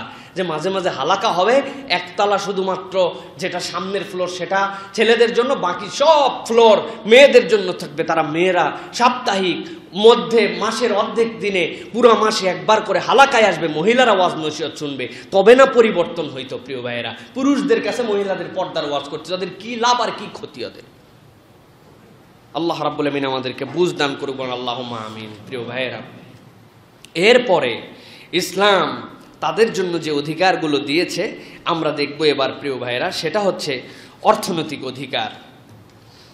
প্রথমটা গিয়েছে আমাদের জন্য মানবাধিকার, দ্বিতীয়টা গিয়েছে ধর্মীয় অধিকার, 3 নম্বরটা হচ্ছে অর্থনৈতিক অধিকার। ইসলাম নারীদেরকে যে অর্থনৈতিক অধিকার দিয়েছে, আরবের যেই যুগে এটা এসেছে সেই যুগের মানুষের কাছে একটা বিস্ময় ছিল। হ্যাঁ, এটা হয় নাকি? কিন্তু মুহাম্মদ সাল্লাল্লাহু আলাইহি ওয়াসাল্লাম যে বলেছেন, আর তার সাথীরা যে এমন ছিলেন যে সামি'না ওয়া আতা'না, ঈমান আনার পরে তাদের আর কোনো জিজ্ঞাসা নাই, কিচ্ছু নাই, আমার নবী যা বলছেন ওইটাই, বুঝা না বুঝা এগুলোর খেতাপুরি। সুবহানাল্লাহ। এই জন্য এই মানুষগুলার নাম আল্লাহ কোরআনে বলে দিয়েছেন। এই মানুষগুলার কেউ বা হায়াত পেয়েছেন কতটুকু জানেন? কেউ বা ইসলাম পাওয়ার পরে 3 মাস পাইছেন, কেউ বা ইসলাম পাওয়ার পরে 2 মাস পেয়েছেন, এমনও তো আছে ইসলাম পাওয়ার পরে নামাজই পান নাই। সুবহানাল্লাহ। কিন্তু আল্লাহ তাদের সকলকে কোরআনে উল্লেখ করে বলেছেন রাদিয়াল্লাহু আনহুম ওয়া রাদু আন। আল্লাহর নবীকে ঈমানের উপরে যে দেখেছে এবং এই ঈমানের উপরে যে অবস্থান থেকে মৃত্যুবরণ করেছে, কিয়ামত পর্যন্ত অনাগত যত মানুষ আসবে তাদের উপরে তাদের মর্যাদা আল্লাহ দিয়ে দিয়েছেন। সুবহানাল্লাহ। কারণ কি জানেন? কারণটা খুব সহজ। কারণটা হচ্ছে আপনার আমার মতো উনারা বাই বর্ন ইমানদার ছিলেন না। উনারা আপনার আমার মতো বাই চান্স ইমানদার ছিলেন না। আমরা তো বাই চান্স, আব্বা মুসলমান, আম্মা মুসলমান, দাদা মুসলমান, এই জন্য হইয়ে মুসলমান হইছি আমরা। গায়েই তো বাঁধে না আমাদের। সুন্নতের কথা বললে এই ইমানদার যে বাই চান্স ইমানদার হয়েছে, এই ইমানদারের সুন্নতের কথা বললে ছোট্ট জিনিস বলা হয়, যদি এটা আকীদা বিশুদ্ধ করেন, এই আমলটা করেন, এটা সুন্নতের মধ্যে আসছে, কত অজুহাত। বাপ বুঝতো না, দাদা বুঝতো না, হুজুর সাহেব বুঝে না, পীর সাহেব কিছু জানতো না নাকি? হ্যাঁ, আমাদের হুজুর এতদিন ধরে আছে কিছুই বুঝি না, তুমি কোথায় আসে বলে টলে কিভাবে ওইটার থেকে বাইপাস করা যায়, এইটুকু আমরা ইমানের মধ্যে আসার পরেও পরিবর্তন করতে পারি না। আর উনারা বাই চয়েস ইমানদার ছিলেন। নিজে জেনে বুঝে প্রতিকূলতা, ঈমান আনার পরে কি হতে পারে, কেমন টর্চার হতে পারে, সমাজ বিচ্ছিন্ন হতে পারে, রাষ্ট্র বিচ্ছিন্ন হতে পারে, জামা কাপড় খুলে ল্যাংটা করে দিতে পারে, সব জেনে বুঝে ঈমান এনেছিলেন। এই জন্য আল্লাহ তাদের মর্যাদা এত বাড়ায় দিতেন। ঠিক কিনা? চান্স না, চয়েস। এই জন্য প্রিয় ভাইয়েরা, আল্লাহ রাব্বুল আমিন ওই সময় নারীদের যে সম্মান দিলেন, তাদের আর কোনো চিন্তা নাই। ঈমান আনছি, নবী সাল্লাল্লাহু আলাইহি ওয়াসাল্লামকে মানছি, নবী যা বলবে তাই। নারী দেখলে পছন্দই করে না, যেটারে মন চায় বিয়ে করে, বিয়ে করার ইচ্ছা করলে সারে, বিয়ে ছাড়াও তাদের সাথে সম্পর্ক রাখে। আল্লাহ কোরআনে আয়াত অবতীর্ণ করলেন, ওয়াতুন নিসা সাদুকাতিহিন্না নিহলা। এইরকম বিয়ে আর চলবে না। তোমার মন চাইলেই বিয়ে করলাম, মন চাইলে নিয়ে আসলে হবে না। এখন থেকে বিয়ে করতে চাইলে নির্ধারিত একটা মোহর দিতে হবে। সুবহানাল্লাহ। নারীকে মোহরানা দেওয়ার বিধান ইসলাম প্রথমেই সৌন্দর্য দেখাইছে। প্রিয় ভাইয়েরা, এখন পর্যন্ত আমাদের দেশে যে কালচার আছে যৌতুক, এই কালচার ওই জীবনের শুরু থেকে চলছিল। এখনো ওই জন্যই কালচার চলে আসতেছে বিভিন্ন অজুহাতে। যৌতুক খায়, যৌতুক তো খায় না, এটা শুয়োরের গুয়ের থেকেও খারাপ কিছু খায়। আপনি যদি শুয়োরের গু ভাজা একদম অরিজিনাল ঘিয়ের মধ্যে ভাইজে খান, এটার যে গুনাহ এর থেকে অনেক বেশি গুনাহ যৌতুক খাওয়ার। কেননা আল্লাহর কাছে কোনো একদিন আপনি বলেন, আল্লাহ আমি তো বুঝি নাই শুয়োরের গু আমি গাওয়া ঘিয়ে ভাইজে খাইছিলাম, নাপাক ছিল আল্লাহ, হারাম ছিল, তুমি মাফ করে দাও আল্লাহ। আল্লাহ বলবেন একবার খাইছিস না দুইবার খাইছি। আল্লাহ বলবেন যা, বান্দা তওবা করছে, ফেরত আসছে, ওই পেটের মধ্যে গেছিল, পায়খানা করে দিয়েছে, বের হয়ে গেছে, যা মাফ করে দিলাম। আল্লাহ মাফ করে দিবেন আপনি যদি প্রকারান্তরে দিল থেকে তওবা করেন। কিন্তু আপনি যে যৌতুক খাইছেন, যৌতুক খাওয়ার পরে যদি কিয়ামত পর্যন্ত হায়াত পায় যদি আল্লাহরে বলেন আল্লাহ ভুল করছি আল্লাহ মাফ করে দাও, আল্লাহ মাফ করবেন না। কেন মাফ করবেন না? আপনি ওই মহিলার অধিকার নষ্ট করছেন, ওই বাপের অধিকার নষ্ট করছেন, আপনি আল্লাহর আইন লঙ্ঘন করছেন, রাসূলুল্লাহ সাল্লাল্লাহু আলাইহি ওয়াসাল্লামের হুকুমের বরখেলাপ করছেন, আপনি বান্দার হক নষ্ট করছেন। হকুল ইবাদ নষ্ট করার গুনাহ আল্লাহ বান্দার মাফ করবেন না যতক্ষণ না তার কাছে ফেরত দিয়ে আপনি মাফ না নেন, আপনার এই গুনাহ মাফ হবে না। মনে রাখেন। বেটারে বড় করে ফেলছি, পড়াতে কি কম খরচ হয়েছে? ভাই কেবল অনার্স শেষ করছে, মাস্টার শেষ হয়ে গেল, দেখিস কিরম দাম ওঠে। এখনই কইতেছে 2টা ফ্ল্যাট দিয়া বিয়া লইবেন নাকি আমার মেয়েটা, হাতে 2টা ফ্ল্যাট হাততাছে, 2 ফ্ল্যাট এখনই হাততাছে ওনারে যে নিবেন কিনা ওনার মেয়ের সাথে 2 ফ্ল্যাট দিবে। আপনি এই সকল ফ্ল্যাটবাজি করেন না প্রিয় ভাইয়েরা। আল্লাহ রাসূল সাল্লাল্লাহু আলাইহি ওয়াসাল্লাম নারীদের অধিকার কড়াই গন্ডায় বুঝাইছেন। তুমি মিয়া ট্রিলিয়নিয়ার হও আর যাই হও, মেয়ের যা থাকে থাকুক না থাকুক, তুমি বিয়ে করতে চাইলে পুরুষকে মোহরানা দিতে হবে। এটা ইসলামের অধিকার। কে দিবে আপনাকে অধিকার? মা। কে দিবে আপনাকে এই মূল্যবান অধিকার? কেউ দেয় নাই আপনাকে রাগ পর্যন্ত। প্রিয় ভাইয়েরা, এরপরে দান করার স্বাধীনতা। ইসলাম পূর্ব যুগে নারীদের কোনো দান সম্পত্তি নাই, তার দান করবে কিভাবে? আল্লাহ নারীদেরকে অর্থনৈতিক অধিকারের মধ্যে দান করার স্বাধীনতা দিয়েছেন। আল্লাহ বলছেন ফাইন তিবনা লাকুম আন শাইইম মিনহু নাফসান ফাকুলুহু হানিয়াম মারিয়া। আল্লাহ বলছেন তাদের জন্য অধিকার দেওয়া হলো। একজন মেয়ে দান করার অধিকারও পাবে। বিয়ের পরের ব্যয়ভার স্বামীর। ইসলামে এই অধিকারটা নিয়ে সবচেয়ে বেশি টেনশনের অধিকার এইটা।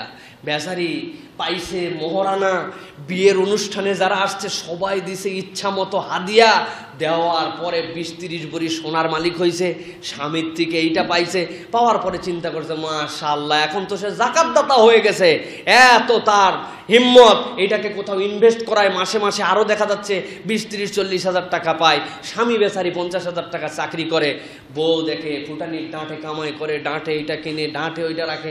আপনি বলছেন যে আসো আমরা ভাগ করে নেই, 1 মাস সংসার তুমি চালাবে, 1 মাস আমি চালাবো, ঠিক কি না? সমান অধিকার না? মা, ইসলাম আপনাকে বলছে আপনি যদি মনে করেন যে হ্যাঁ আমি সংসারে একটু ব্যয় করবো, আল্লাহ আমাকে আয় দিয়েছেন, আলহামদুলিল্লাহ, এটা নফল। কিন্তু আল্লাহ বলছেন ও পুরুষ তুমি জেনে রাখো, আর রিজালু কাওয়ামুনা আলান নিসা বিমা ফাদ্দালাল্লাহু বা'দাকুম আলা বা'দিন ওয়া বিমা আনফাকু মিন আমওয়ালিহিম। আল্লাহ বলছেন পুরুষকে নারীর উপরে বিবাহের পরে দায়িত্বশীল করা হলো, কর্তৃত্বশীল নয়, গোলাম বান্দি বানানো নয়, বরং তোমাকে অভিভাবকত্ব দেওয়া হলো। অভিভাবকের দায়িত্ব হচ্ছে সংসার চালানো। তোমার স্ত্রীর থেকে 50টা পয়সাও তুমি তোমার সংসারের চালানোর জন্য ব্যয় হিসাবে চাইতে পারো না। সে যদি দেয় আলহামদুলিল্লাহ, না হলে তুমি যেমনে পারো তেমনে চলাও। সুবহানাল্লাহ বলবেন না? সুবহানাল্লাহ না বলাই উচিত, মানে দায়িত্ব তো আমাদের না, পেছে পড়ছি তো আমরা। নারীর এর অধিকার ইসলাম দিয়েছে। প্রিয় ভাইরা, শুনতে সহজ মনে হচ্ছে এখন, কিন্তু এমন সময়ের কথা চিন্তা করেন যেই সময় নারী হলে তার বংশ স্ট্যাটাস অনুযায়ী হত্যা করে ফেলা হতো, নারী হওয়াকে নিজেদের অসম্মান মনে করত, নারীদেরকে বেমর্যাদা করাকে তারা নিজেদের দাপট এবং পৌরুষত্ব বুঝত, যেখানে বিবাহ নামের কোনো মূল্যায়ন ছিল না, যেখানে ব্যভিচার করাকে তারা কোনো কিছুই মনে করত না, নারীদেরকে ধর্মীয় সামাজিক মানবাধিকার কোনো অধিকারের মধ্যে রাখতো না, নারীকে মূল্যায়ন করতো না। আল্লাহ রাসূল সাল্লাল্লাহু আলাইহি ওয়াসাল্লাম ওই সময় বলছেন বিয়ে করলে অধিকার তার, পাওনা তাকে মোহরানা দিতে হবে। আল্লাহ বললেন তার সম্পদ সে পেয়েছে, খরচ করার স্বাধীনতা তার, তুমি ফোর্স করতে পারবে না। এরপরে বিয়ে করছো, পুরুষ তোমাকে দায়িত্বশীল বানানো হলো, নারীর সম্পদ তার জায়গায় রয়ে গেল। সুবহানাল্লাহ। এগুলো ইসলাম তাদের অধিকার দিয়েছে। বিয়ের আগের অধিকার কেমন? পিতাদের ব্যাপারে আল্লাহ রাব্বুল আমিন বলছেন ওয়ালা তাকতুলু আওলাদাকুম খাশিয়াতা ইমলাক। ও বাবারা, ও পিতারা, নারীদের সন্তানের পিতারা, খবরদার খবরদার, তোমরা রিজিকের ভয়ে তোমাদের কন্যাদেরকে হত্যা করো না। নাহানু নারযুকুহুম ওয়া ইয়্যাকুম। আমি আল্লাহ বলছি, আমি আল্লাহ তাদেরকে খাওয়াবো এবং তোমাদেরকেও খাওয়াবো। সুবহানাল্লাহ। এই আয়াতে কারিমার তাফসীর ভাষায় যে পড়বেন, বনি ইসরাইল 17 নম্বর সূরার 31 নম্বর আয়াত, আল্লাহ রাব্বুল আমিন কি এর দ্বারা বুঝিয়েছেন? আল্লাহ রাব্বুল আমিন বুঝিয়েছেন নারীদেরকে অধিকার দিয়ে দেওয়া হলো, অর্থনৈতিক স্বাধীনতায় কেবল দেওয়া হলো না, পিতা হিসাবে দায়িত্ব দেওয়া হলো। কোনো মেয়েকে হত্যা তো দূরের কথা, মেয়ে হয়েছে বলে আপনার মন খারাপ যেন না হয়। আল্লাহ বলছেন নাহনু নারযুকুহুম ওয়া ইয়্যাকুম। কোনো বাপ যদি খুশি হয় যে আল্লাহ আমাকে সন্তান দিয়েছেন, সেই সন্তানটা আমার মেয়ে সন্তান, আল্লাহ বলছেন ওই বাপের রিজিকের ভান্ডার আল্লাহ রাব্বুল আমিন উন্মুক্ত করে দিলেন। কোনো বাপের যদি মেয়ে হয়, এটা হচ্ছে তার রিজিকের ভান্ডার। কোন পুরুষের ব্যাপারে আল্লাহ এটা বলেন নাই, বরং নারীদেরকে এই সম্মান দিয়েছেন। আরে দুনিয়া খুঁজতে হবে না, আমি সাইফুল্লাহ হচ্ছে এর উদাহরণ। দুনিয়া খুঁজতে হবে না, আল্লাহ রাব্বুল আমিন আমার যে রিজিক, আমাকে আল্লাহ রাব্বুল আমিন যতটুকু শান্তিপূর্ণ আমার আত্মা ভরায় চলার যোগ্যতা দিয়েছেন, আমার 3 মেয়ে হওয়ার আগের কিছুই ছিল না। আল্লাহ রাব্বুল আমিন এমন দেওয়া দিয়েছেন, এইটা বর্ণনা করলেই আল্লাহর কিছু বলতে হবে না। আম্মা বিনি'মাতি রাব্বিকা ফাহাদ্দিস। আল্লাহ যদি নিয়ামত দেয় তুমি স্বীকার করো। আমি নিজের উদাহরণ, আল্লাহ রাব্বুল আমিন রিজিক কোত্থেকে দেয় এটা কল্পনাও করা যায় না। সুবহানাল্লাহ। মসজিদের যে খেদমত করা হয়, তারা যে আমাদের এই সময়ের দাম দেন, এইটাতে বাড়ি ভাড়া দেওয়া যায় না। বাড়িতে থাকি, খাই কি চুরি করি নাকি? আল্লাহ রাব্বুল আলামিন এই আল্লাহ রাব্বুল আমিন এই জন্য বলছেন যে এটা হচ্ছে তোমাদের জন্য সম্মান। এটা অর্থনৈতিকভাবেও যে একজন নারী তার ছোটবেলার থেকে বাপের অধীনে ছিল, এরপর আল্লাহ রাব্বুল আমিন বিয়ের পরে তার স্বামীর অধীনে দিয়েছেন। আমরা পরবর্তীতে অংশ দেখব আল্লাহ রাব্বুল আমিন আরেকটা অধিকার, সামাজিক যে অধিকার দিয়েছেন, সেখানে তাদের জন্য আরো কত অধিকার আছে। 3 নম্বরের লাস্ট পয়েন্ট হচ্ছে সম্পদে উত্তরাধিকার। যেই সম্পদের উত্তরাধিকার 1848 সালে আইন করে তারা করছে। আমার আল্লাহ রাব্বুল আমিন 1400 বছর আগে বলে দিয়েছেন লিল রিজালি নাসীবুম মিম্মা তারাকাল ওয়ালিদানি ওয়াল আকরাবুন। আল্লাহ রাব্বুল আমিন নারী পুরুষের জন্য যা যা লাগবে সবগুলো পুঙ্খানুপুঙ্খ একদম আল্লাহ রাব্বুল আমিন মিরাসের উত্তরাধিকার বর্ণনা করেছেন। বোন কতটুকু পাবে, স্ত্রী কতটুকু পাবে, এইটা আপনার উইশ নয়, এটা আল্লাহর পক্ষ থেকে উইল, আল্লাহর পক্ষ থেকে আপনার জন্য দায়িত্ব। সুতরাং এই সম্পদের অধিকার ইসলাম নতুন করে কারেকশন করে লিখতে হয় নাই। ইসলাম কোরআনের মাধ্যমে 1450 বছর আগে কিয়ামত পর্যন্ত মানুষের জন্য দান করে দিয়েছে। সুবহানাল্লাহ। আমাদের কোরআন নিয়ে আমাদের গর্ব করা উচিত। মনে রাখবেন, আপনি আমি যে কোরআনকে ফলো করি, এটাই একমাত্র কিতাব পৃথিবী সৃষ্টির পর থেকে কিয়ামত পর্যন্ত সম্পাদনার অযোগ্য, সংযোজনের অনুপযুক্ত। এর মধ্যে কোনো সংযোজন নাই, বিয়োজন নাই, সম্পাদনা নাই। আপনাকে কারেকশন করে নতুন করে কিচ্ছু লিখতে হবে না। আল্লাহ কিয়ামত পর্যন্ত যা লাগবে সব দিয়েছেন। সুবহানাল্লাহ। কোন কিতাবের অনুসারী আপনি? মাঝে মাঝে তো একটু এইগুলো নিয়ে আনন্দ করার কথা যে সুবহানাল্লাহ, কোন বইয়ের এডিশন নতুন করে চেঞ্জ করতে হয়। প্রত্যেক বছর ভ্যাট নিয়ে বাংলাদেশে বই লেখা হয়, প্রত্যেক বছর নতুন নতুন ধারা উপধারা সৃষ্টি করতে হয়। যখন যে সরকার আসে তখন ফান্দে ফেলার জন্য হোক আর প্রয়োজনে হোক নতুন নতুন আইন আদালত করে না ভাই? পরের সরকার আসে কতগুলো সংযোগ করে, বিয়োজন করে। কিন্তু কি এক কিতাব! 1400 বছর হয়েছে, 1450 বছর। কিয়ামত কবে হবে জানি না। একটা বিধান সম্পাদনা তো দূরের কথা। মনে রাখবেন, যদি বুঝে না ধরে, মনে হয় যে কেমন কেমন লাগে, এইটা আপনার আমার জ্ঞানের অভাব, কোরআনুল কারীমের কোনো অভাব নয়। ঠিক কিনা? এটা হচ্ছে অনন্য কিতাব। সেই কিতাব ইসলামের এই উত্তরাধিকার দিয়ে রেখেছে। প্রিয় ভাইয়েরা, এবার চলুন আমরা একটু সামাজিক অধিকার আমরা একটু দেখার চেষ্টা করি। নারীদের হুকুকুল মারআহ আল ইজতিমাইয়া, এটার দ্বারা আমাদের আলোচনা শেষ হবে। প্রিয় ভাইরা, দেখুন বাইবেল বলছে তাহারা বশীভূত হইয়া থাকুক, আর যদি কিছু শিখিতে চায় স্বামীকে ঘরে জিজ্ঞাসা করুক। নতুন নিয়ম, করিন্থীয় পুস্তকের 14 নম্বর অধ্যায়ের 34 এবং 35 নম্বর আয়াতের মধ্যে তারা বলছে, কি বলছে? তারা বশীভূত হইয়া থাকুক এবং তাদের কোনো কথা না বলাই উচিত। যদি কিছু শিখতে চাই বাহিরে তো দূরের কথা, নিজের বিবাহের পরে স্বামীর কাছে জিজ্ঞাসা করে জেনে নেক। এখন স্বামী যদি গণ্ড মূর্খ হয়, ওই স্বামীর কাছে কি জিজ্ঞাসা করবে আর কি করবে না, কি এক অভূতপূর্ব কথা বাইবেলের মধ্যে উল্লেখ করছে। এই জন্যই বলেছি আমরা এটা ভুয়া বাইবেল, আল্লাহর কথা এরকম হতে পারে না। কিন্তু তাদের কাছে এরকম বানায়া বানায়া নারীদের অধিকার হরণ করেছে তারা। আবার তারা আমাদেরকে শিখাচ্ছে নারীর জন্য আমাদের কি অধিকার দিতে হবে। সামাজিকভাবে ইসলাম নারীদেরকে অধিকার দিয়েছে, শিক্ষার অধিকার। ইসলাম নারীদেরকে বলেছে তালাবুল ইলমি ফরিদাতুন আলা কুল্লি মুসলিমিন ওয়া মুসলিমা, প্রত্যেক মুসলমান নর নারীর জন্য আমি জ্ঞান অর্জনকে ফরজ করে দিলাম। সুবহানাল্লাহ। আরে একটা পয়েন্ট আপনি চিন্তা করেন যে আল্লাহ রাব্বুল আমিন জ্ঞান অর্জন করাকে তাদের জন্য ফরজ করলেন। এখন আপনাদের কাছে জিজ্ঞাসা, জ্ঞান অর্জন করা ফরজ করা হলো, এই জ্ঞান কোন পদ্ধতিতে হবে, কিভাবে অর্জন করতে হবে? যারা জ্ঞান অর্জনের কথাই বলতো না, অসভ্য সংস্কৃতিতে ছিল, যারা জ্ঞান অর্জনের মূল্যায়ন করে নাই, নারীদেরকে মানুষ হিসেবে মূল্যায়ন দেয় নাই, ইসলামে নারীরা কিভাবে জ্ঞান অর্জন করবে, এই অর্জনের পদ্ধতি কি তাদের কাছ থেকে আমাদেরকে হায়ার করতে হবে? কথা বলেন, হায়ার করতে হবে? কিন্তু আমরা তো দেখতেছি তাই বুঝাতে চাই তারা। আমরা ক্লাসের মধ্যে নারী এবং পুরুষের মধ্যে কেন পার্টিশন দেওয়া হলো, নারী এবং পুরুষের জন্য কেন আলাদা বিশ্ববিদ্যালয় করা হচ্ছে, কেন সেখানে শরিয়া আইন বলবৎ করা হচ্ছে, এক শ্রেণীর মুনাফিক মার্কা মুসলমান এইগুলা নিয়ে প্রশ্ন করে ওই পশ্চিমাদেরকে আমাদের আদর্শ হিসাবে দেখাতে চাই। আমরাও আপনাদের কাছে বলে দিতে চাই যে ইসলাম নারীর সামাজিক অধিকার, ধর্মীয় অধিকার, অর্থনৈতিক অধিকার, শিক্ষার অধিকার, শিক্ষা গ্রহণের অধিকার দিয়েছে। ওই ইসলাম কিভাবে নারীদেরকে শিক্ষা দিতে হবে এইটা কোনো সংস্কৃতির কাছ থেকে হায়ার করার মতো অভাব ইসলামের পরে নাই, ঠিক কিনা? যারা এইগুলা বলে এইগুলা সব হচ্ছে মুনাফিক, চরিত্রে মুনাফিক। ওদের কষ্টের মূল জায়গা হচ্ছে শরিয়া আইন কেন দুনিয়ায় চলবে। প্রিয় ভাইয়েরা, ভালো করে মনে রাখবেন, অনেকেই বলছে তারা দখল করেছে। তারা কিসের দখল করেছে? পুনরে বাংলাদেশে এক সময় আমরা স্বাধীনতার জন্য সংগ্রাম করেছি, আমাদের এই দেশে ফল ফসল উৎপাদন হয়, অন্যদিকে চলে যায়।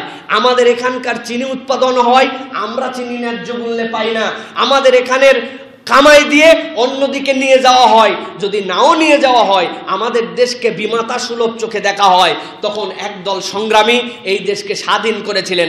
স্বাধীন করার পরে যখন আমরা এই দেশকে স্বাধীন হিসেবে পেয়েছি, এরপরে এই দেশের লোকজন যারা দায়িত্বশীল ওই পর্যায়ের ছিলেন, তারা তাদের চিন্তায় একটা সংবিধান প্রণয়ন করে সেই সংবিধান দিয়ে দেশ চলবে বলেছেন। তারা তাদের চিন্তায় চিন্তা করেছেন অর্থনীতিটা সাম্রাজ্যবাদী চলবে নাকি পুঁজিবাজারের চলবে, নাকি অর্থনীতিটা অন্যরকম চলবে। তারা তাদের সিদ্ধান্তে এখানে বিজয় অর্জন করার পরে এই সিদ্ধান্ত নিয়ে তারা আইন পাশ করেছেন। তাহলে কোনো একটা দেশ যদি ইসলামের মূল্যবোধের ভিত্তিতে তারা পুনরুদ্ধার করে সেখানে যদি তারা ক্ষমতায় আসীন হয়, তাদের দেশ যদি শরিয়া আইনে চলে, আপনার কেন কথায় লাগে, মাথায় লাগে?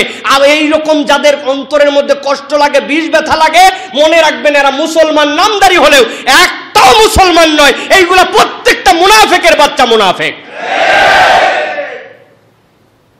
তাদের স্বাধীনতায় আপনার কেন এত গায়ে লাগে, আপনার কেন এত কষ্ট লাগে? অত ভালো ভালো নয়। শুনছেন না, এক গ্রামে বিয়ে হয় যারই, সাথে সাথে এক মহিলা আছে, যাওয়ার পরে খুদ ধরে, এই মেয়েটার সবই ভালো, রংটা খারাপ, এই মেয়ের সবই খারাপ, চোখটা একটু এরকম, এই মেয়ের সবই ভালো, গাড়া একটু এরকম, খালি ভুল ধরে। হঠাৎ করে একটা মেয়ে বিয়ে হয়ে আসছে, এমন ফিটফাট, দেখতে যেমন, আচরণ তেমন, রং তেমন, কোনো খুঁত নেই। শেষে কইছে এইটার ব্যাপারে কি অবস্থা, কি মন্তব্য আপনার? সবই ঠিক আছে কিন্তু অত ভালো ভালো নয়। এখন যেখানে আপনার কোনো মন্তব্য আমরা খুঁজে পেলাম না, তাদেরকে এতদিন পর্যন্ত বর্বরচিত আক্রমণ কেন করা হলো? বিদেশি শক্তি এসে কেন তাদের প্রতি নির্যাতন চালালো? স্কুলের প্রতি বোমা মেরে শত শত শিশুকে হত্যা করা হলো, বিবাহের আসরের উপরে বোমা নিক্ষেপ করে উভয় পরিবারের 50-60 জনকে হত্যা করা হলো, তাদের দেশের ইতিহাস ঐতিহ্য বাড়ি ঘরের পরে ক্লাস্টার বোমা মেরে মেরে লক্ষ লক্ষ মানুষকে এতিম করে দেওয়া হলো, তখন আপনার মানবাধিকার জাগে নাই, তখন আপনার মুখে মন্তব্য নাই। এখন যখন শরিয়া আইনের কথা বলে ক্লাসরুমের মধ্যে পার্টিশন দিয়ে ছেলে মেয়েকে আলাদা করতে চাওয়া হয়, বিশ্ববিদ্যালয় ছেলেদের জন্য আলাদা মেয়েদের জন্য আলাদা করতে চাওয়া হয়, আল্লাহর আইনে যখন দেশ চালানোর কথা বলা হয়, তখন যখন আপনার বাধে, তখন বোঝা যায় আপনি নামে মুসলমান হলেও আবু জেহেল উতবা সাইবার আপন খালাতো ভাই হিসাবে মুনাফিকের বাচ্চা মুনাফিক আপনি, ঠিক কিনা? প্রিয় ভাইয়েরা, ভালো করে বুঝতে হবে, ক্লিয়ার এভিডেন্স নিয়ে আপনাকে চলতে হবে। কারা ইসলামের এই বিষয় নিয়ে মন্তব্য করে? তুমি নারীদেরকে নিয়ে যা ইচ্ছা তাই বলেছো, তোমরা নারীদেরকে মূল্যায়নই করে নাই। একই গল্পটার মধ্যে নারীদের ক্ষেত্রে অন্যভাবে মূল্যায়ন করতে পারতো, কিন্তু দোষ দেখানোর জন্য গল্পের মধ্যেও নারী বিদ্বেষী শিক্ষা দেওয়া হয়েছে।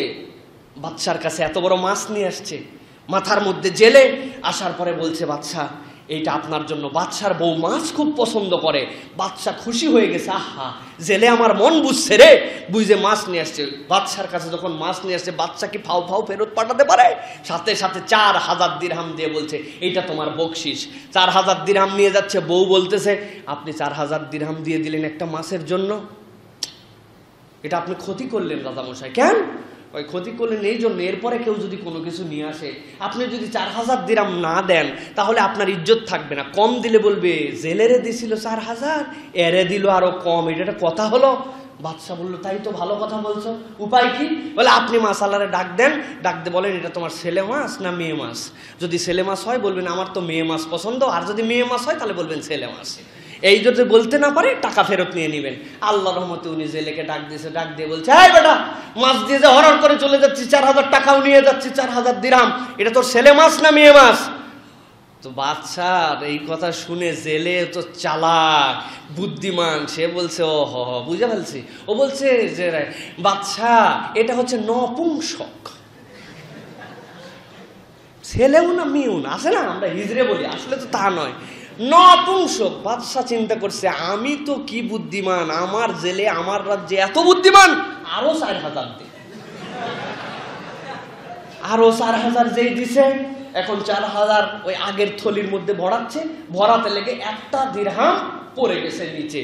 ওই বেচারি ওই দিরহামটা তুলে মুখে চুমু দিয়ে ওই থলের মধ্যে পড়ছে। বউ বলছে দেখছেন, আগেই বলছিলাম না বুদ্ধি থাকলে কি হবে, এই বেচারি ছোট লোকের ছোট লোক, বেটা 2 দফায় 8000 দিরহাম পাইলি, তুই এখন এই টাকায় একটা পড়ছে, খাদেন টাদেন যারা আছে এরা একটা টাকা নিবে, খুশি হবে, একটা টাকাও ফেলে যেতে রাজি নাই। এমন ছোট লোকের ছোট লোক, ওইটাও পকেটের মধ্যে ভরায় নিয়ে যাচ্ছে। এই ছোট লোকে আপনার ধন দেওয়ার দরকার নেই। ওরা ডাক দেন, ডাকার পরে বলছেন তাই তো, তুমি এত ছোট লোক কেন? 8000 দিরহাম এক ছোট্ট মাছ দিয়ে পেয়ে গেলে, এখন তুমি 1 দিরহাম পরে এইটাও দেখি তুমি ফেলে রেখে যাও না, তুমি তাও এইটাও নিয়ে যাও, ব্যাপারটা কি?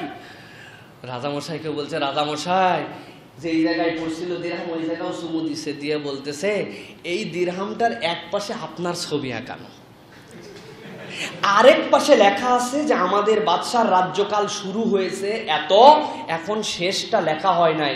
আমি চিন্তা করছি আমার বাদশার ছবি যেখানে আঁকানো, রাজ্যের কাল শুরু হয়েছে শেষ লেখা নাই, কেউ না জান ওইটাতে আসার পরে পা দিবে, আমার রাজ্য আমার বাদশার অপমান হবে। এইটা সহ্য করতে না পেরে আমি এটা চুমু দিয়ে তুলে রাখছি, এই জন্য না নিছি, তাছাড়া 220 দিরহাম ফেলে দেওয়া কোনো ব্যাপার? রাজা চিন্তা করছে উরি সাংঘাতিক, ওরে আরো 4000 দিরহাম যাবে। যে 4000 দিরহাম দিছে, পিছন থেকে একজন হাঁক লাগায় বলতেছে শুনেন, বইয়ের বুদ্ধিতে চলেন না জানি, চললে রাজ্যের ক্ষতি, খাজাঞ্চি খানার ক্ষতি, নিজের টাকা পয়সারও ক্ষতি। কেন এই কথা বললো কেন? বইয়ের বুদ্ধিতে এখানে দোষ দিল কেন? ও তো উল্টাটাও বলতে পারতো যে এমন রাজার রাজ্যে একজন জেলে আছে যে এত বুদ্ধিমান যে রাজা নিজেও তাতে মুগ্ধ।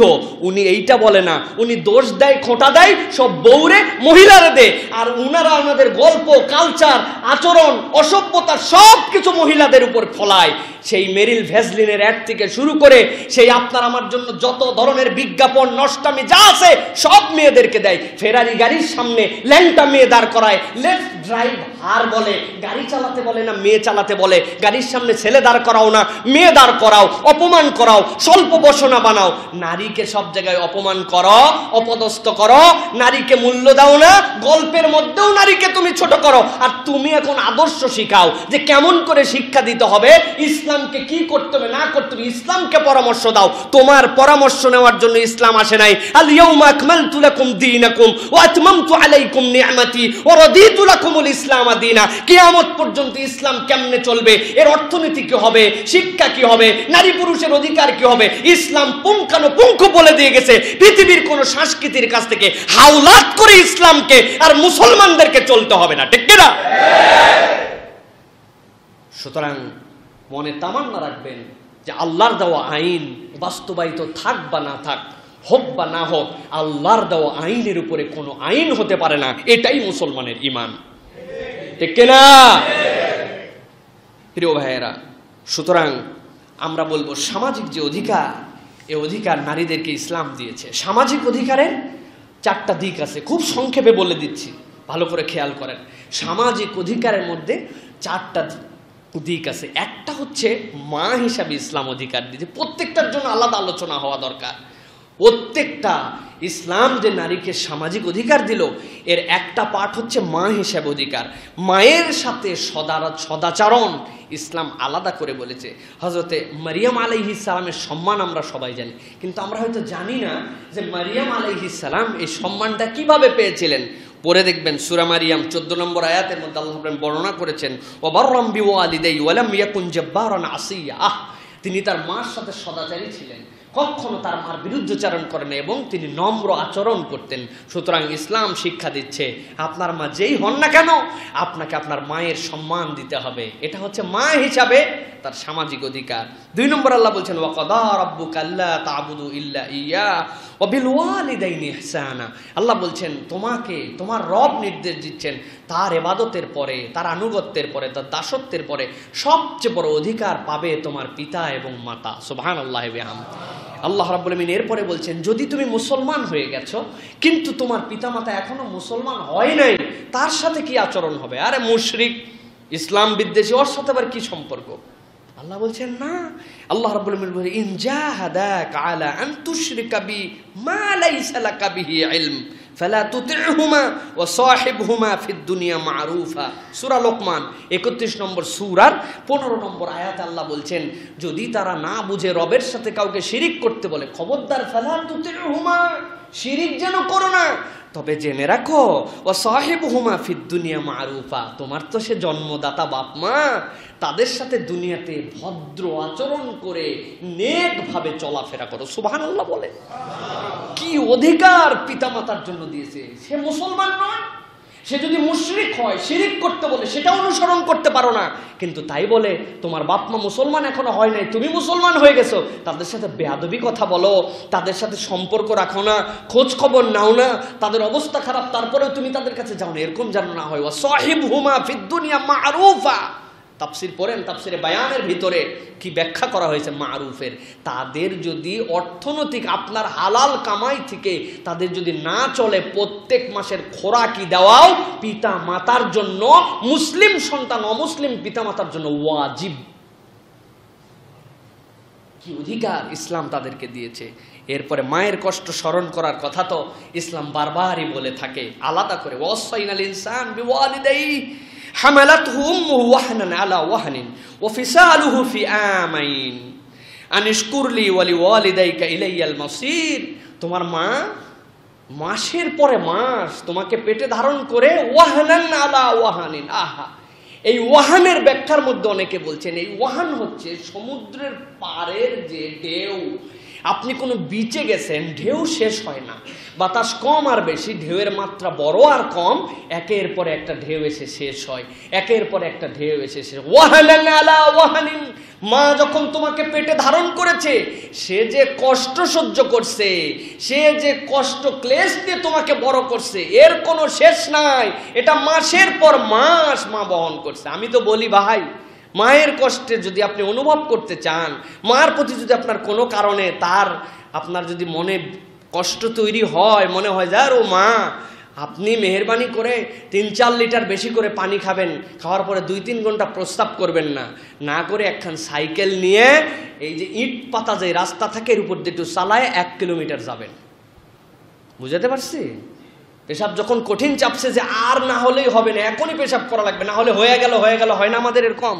ওই যে আল্ট্রাসাউন্ড করার আগে যেরকম করে ওই রকম করার পরে একটা রিক্সার মধ্যে উঠবেন, উঠে বলবেন ভাঙ্গা রাস্তায় জোরে জোরে যা। তাহলে আপনার মায়ের 1 কোটি ভাগের 1 ভাগ কষ্ট অনুভব করতে পারবেন যে আমি ছোট ছিলাম, কিচ্ছুই ছিল না, আমার মা এরকম করে আমাকে বড় করেছিল। এই জন্য খবরদার, নিজের তকদিরকে যদি বাঁচায় নিতে চান, নিজের দুনিয়া আখেরাতকে যদি কল্যাণকর করতে চান, বাপ মা না বুঝেও ভুল বুঝেও আপনার সাথে যদি কোনো ব্যাড বিহেভিয়ারও করে, অন্যায় করে, আপনি কখনো পিতামাতার প্রতি অন্যায়কারী হতে পারেন না। তারা যদি ভুল করে, অন্যায় করে, আল্লাহর কাছে তাদের হিসাব দিতে হবে যে তোমার সন্তান হিসেবে তার অধিকার ছিল, তুমি খরণ করছো, তোমার সন্তান হিসেবে তুমি একজনের সাথে সমতা করতে পারো নাই, এ বিচার আল্লাহ করবে। কিন্তু ওই কারণে আপনি পিতামাতার সাথে খারাপ ব্যবহার করবেন, তাদের সাথে গালিগালাজ করবেন, তাদেরকে কষ্ট দিবেন, এই অধিকার আল্লাহ আপনাকে আমাকে দেন নাই। যদি এই জন্য তাকদীর ঠিক করতে চাই আমরা, তাহলে পিতা মাতার সাথে আপনাকে ভালো আচরণ করতে হবে। আল্লাহ উল্লেখ করেছেন পিতার কথা নয়, আল্লাহ বলছেন ওয়াসাইনাল ইনসানা বিওয়ালিদাই হামালাতহু উম্মুহু ওয়াহনান আলা ওয়াহনিন ওয়া ফিসালুহু ফি আমাইন। 2 বছর তোমারে দুধ খাওয়াইছে। আহা, দুধ খাওয়ানো মানে রক্ত খাওয়ানো। দুধ যে প্রক্রিয়ায় মানুষের তৈরি হয়, এটা পুরো রক্ত ভেঙে আপনার কাছে আসে।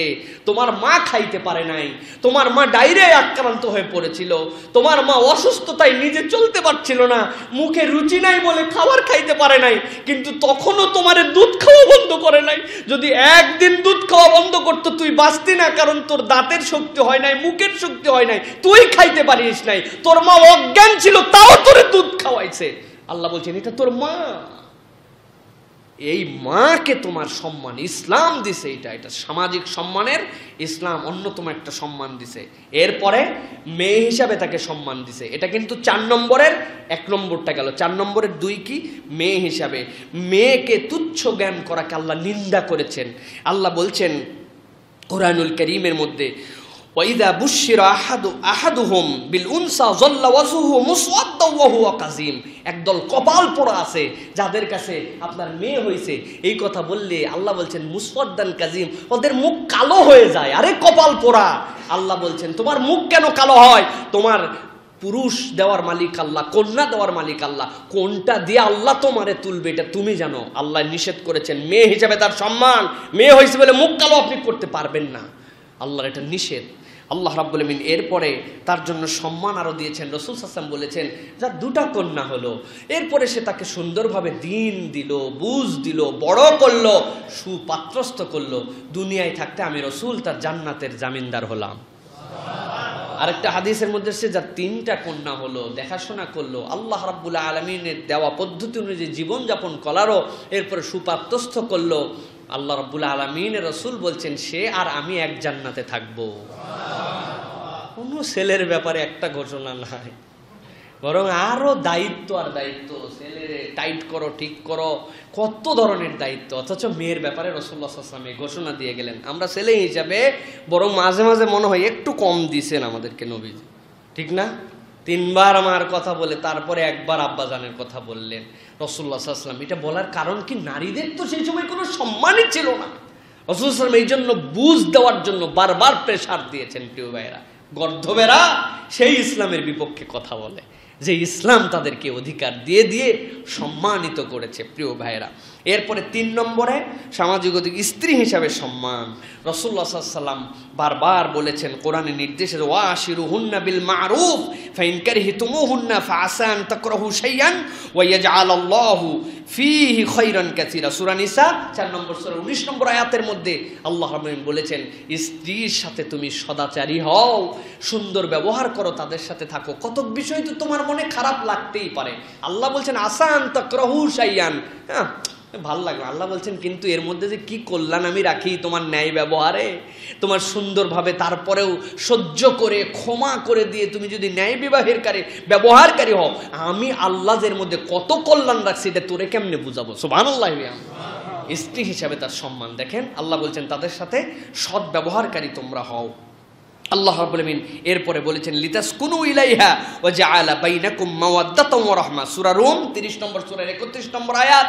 এর মধ্যে আল্লাহ রাব্বুল আলামিন 21 নম্বর আয়াতের মধ্যে আল্লাহ রাব্বুল আলামিন নারী জাতিকে সম্মান দিয়ে বলছেন লিতাসকুনু ইলাইহা, তোমরা যে তাদের কাছে থাকো। আল্লাহ রাব্বুল আলামিন বলছেন কেন? ওয়া জাআলা বাইনাকুম মাওয়াদ্দাতাও ওয়া রাহমা, আল্লাহ তোমাদের মধ্যে রহমত, মাওয়াদ্দা, ভালোবাসা এইগুলা দিয়ে এমন চমৎকার তাদের কাছে তোমাদের আত্মার শান্তি করে পাঠাইছেন। সুবহানাল্লাহ। সুতরাং এই যে স্ত্রী আমাদের জন্য কি সুকুনে কলব, আমাদের অন্তরের প্রশান্তি। যার ঘরে একজন মন পছন্দ স্বামী স্ত্রীর বোঝাপড়ার একটা স্ত্রী আছে, এরে আপনি পৃথিবীর যেখানে ফালাই দেন কোনো চিন্তা নাই।